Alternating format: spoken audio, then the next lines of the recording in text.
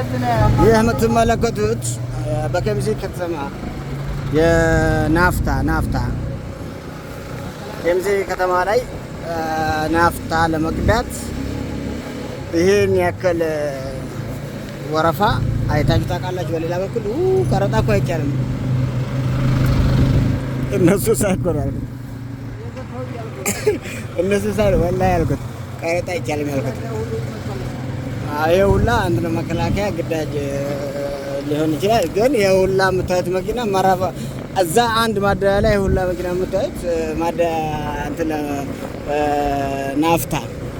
ለናፍታ ድሮ ለቤንዚን ነበር ባጃጅ እንደዚህ ሲሰለፍ ምናውቀውና አሁን ላይ ለናፍታ መሰለፍ በጣም እጅግ አሳፋሪ ድርጊት ነው።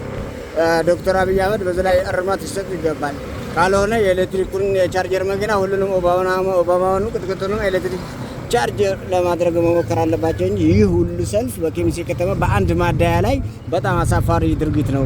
ረጅም ተጓዦች እንደዚህ ትራከሮች፣ ስካኒያዎች፣ ረጅም ተጓዥ ተሽከርካሪዎች በጣም እየተቸገሩ ይገኛል እንደምታዩት ማለት ነው። ገባችሁ?